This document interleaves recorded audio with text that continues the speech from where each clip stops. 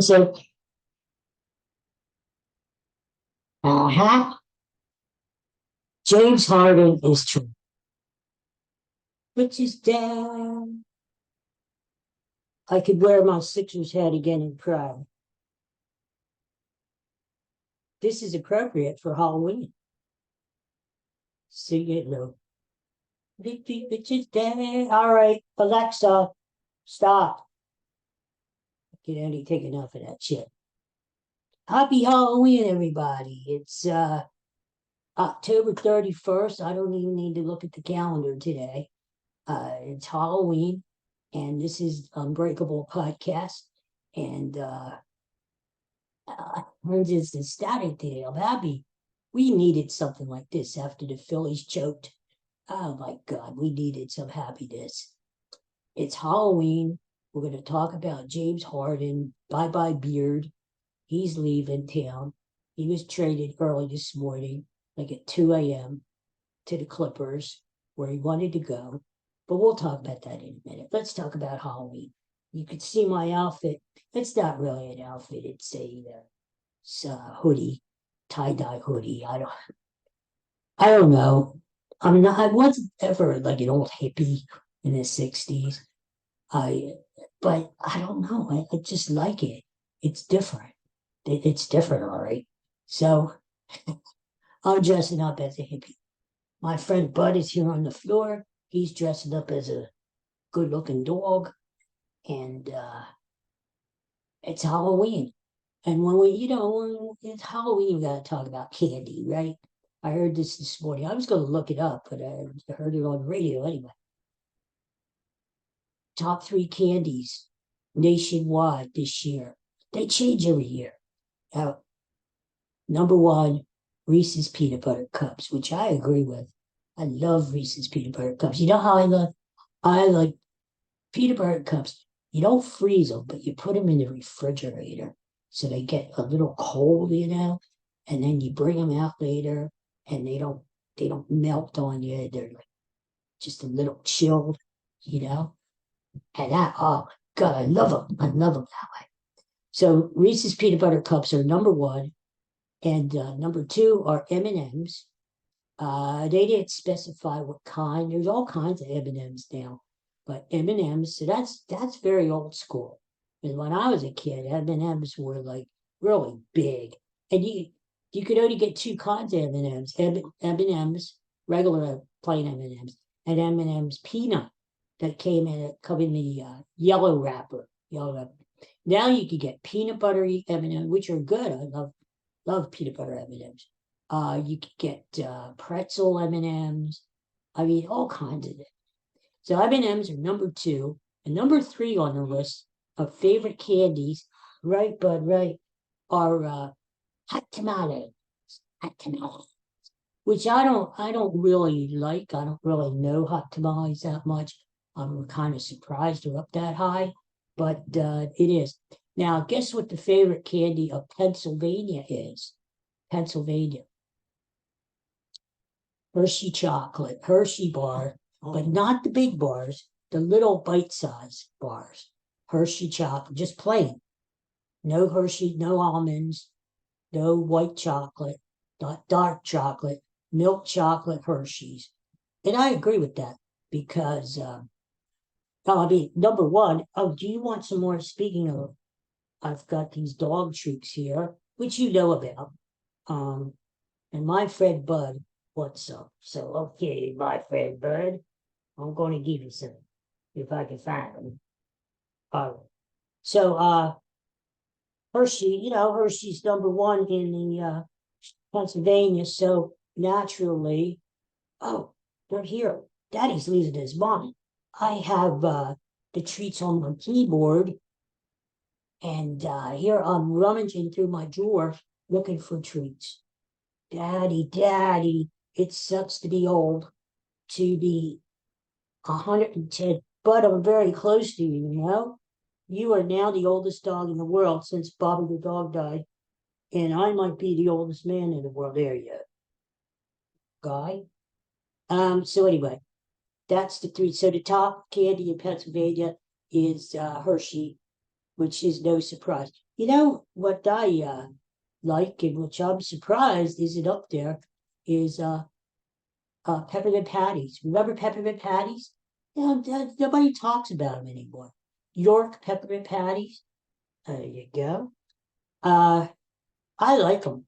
They're very cool and refreshing. Remember they used to have those commercials where the guy or the lady would bite into the peppermint patty and all of a sudden they would turn the ice, or there'd be like a blizzard all over them.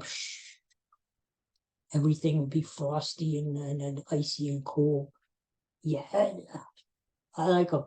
Um, I'll tell you what. Guess what re-entered the top 10 this year? You'll never guess. Go ahead, guess. I'll wait. Go ahead, guess. You know. Uh, okay, I'll tell you. Candy corn. Candy corn is number 8 in the country as far as favorite candies. Now, candy corn is something like either love it or hate it. There's no in between, you know. Uh, to me, I'm in between. I mean, I can eat it. It's okay. You know, you get a handful of candy corns and you pop them in your mouth and they're okay. I always thought candy corn was like chewing on wax, like, hey, so like, all it is sugar. But then again, that's all candy is too. Um, but candy corn's okay. Candy corn's okay. Don't get me wrong, but it's not my favorite. So I remember Halloween, of course, going out trick or treating. Two of my favorite costumes when I was growing up as a kid. I used to always love dressing up like a bum, like a hobo, like I look now. Yeah. Uh, no, really. I remember it's, back in the day, 1960, uh, we didn't like put burnt cork on our faces like you would now. They actually had masks that looked like bums. Like you had the 5 o'clock shadow and a little stogie, little cigar sticking out of your side of your mouth there. That was a hobo. And if you had jeans or pants with holes in them in the knees, you'd throw them out, or you put patches on them. Remember patches? Nobody wears patches anymore. There you go. So nowadays, like designer jeans have holes in them already.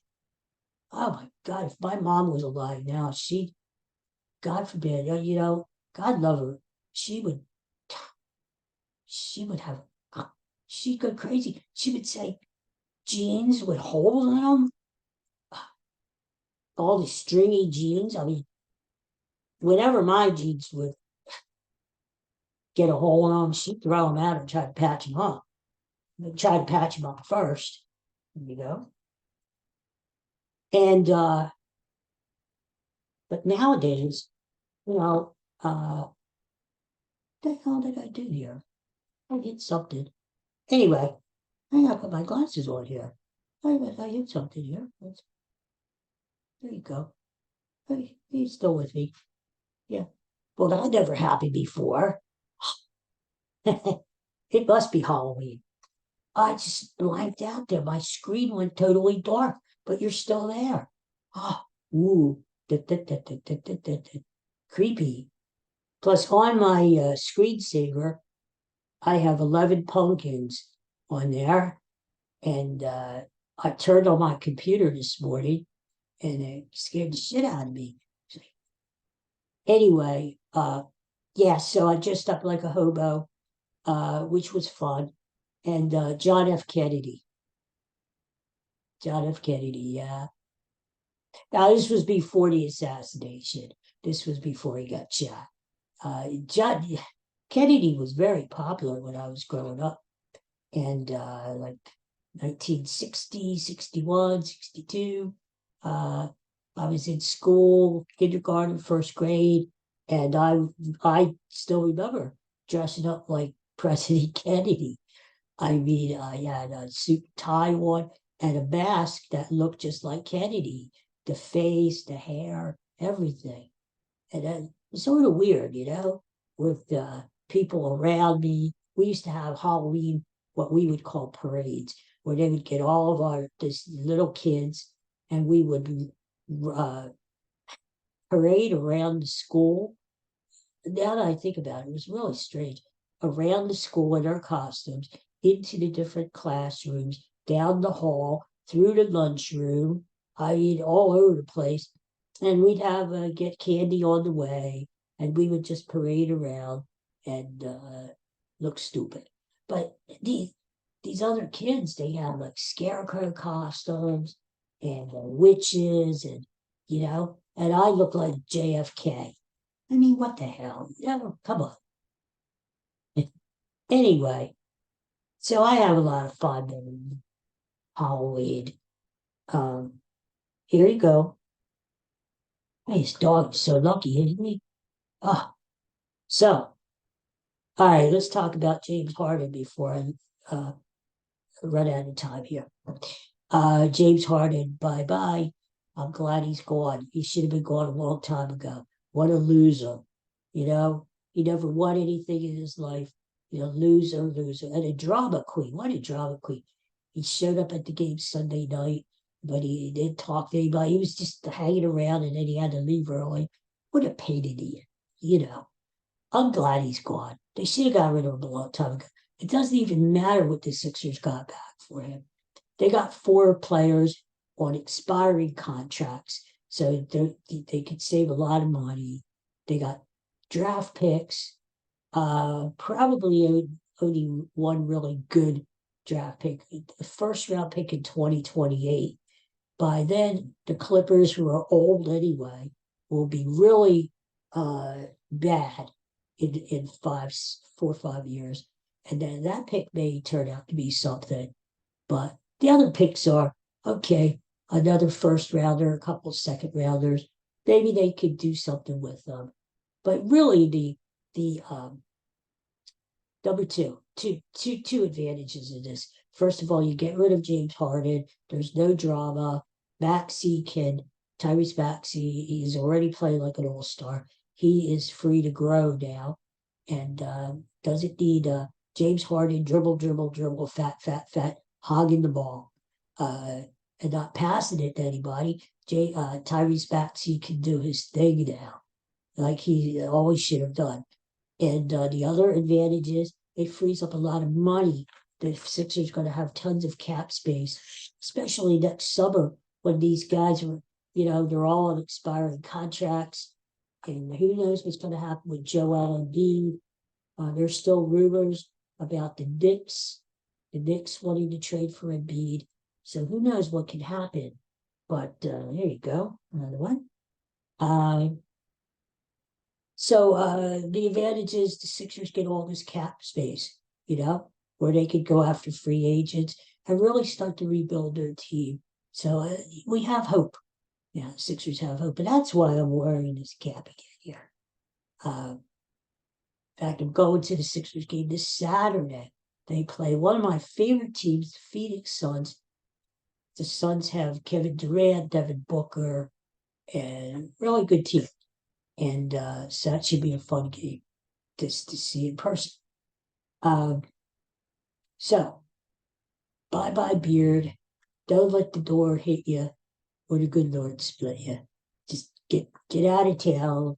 And, interestingly enough, the Sixers do not play the Clippers until late March.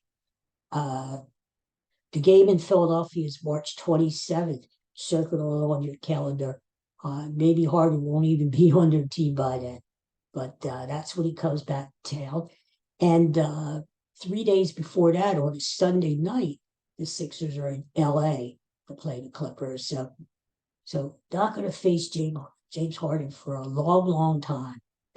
But it will be interesting if he's still on the Clippers and he comes back to town. Now, he may flourish out there. And why? Not because he's a good player, not because he's all of a sudden rediscovered his skills again. He's going to play with Leonard and Paul George out there. And the Clippers kept Terrence Mann. They have Russell Westbrook out there. So they have a pretty decent team. They're going for it right now. They're hoping to get an NBA title or at least win the West. So, you know, it wouldn't surprise me if James Harden does well out there. That he's not going to have to score as much because he has Kawhi Leonard and Paul George to do most of the scoring out there. He's supposed to, I think, going to pass the ball. And to his credit, he when he does chooses to pass the ball, um, there you go. He led the league in assists last year. So you know, that's what they wanted him for, right? He's got too much baggage for me, though. He's never won anything. Who knows? Give him time out there, and he'll bitch about being on the Clippers, and he'll want to get out of there too. You know, I mean that's his story.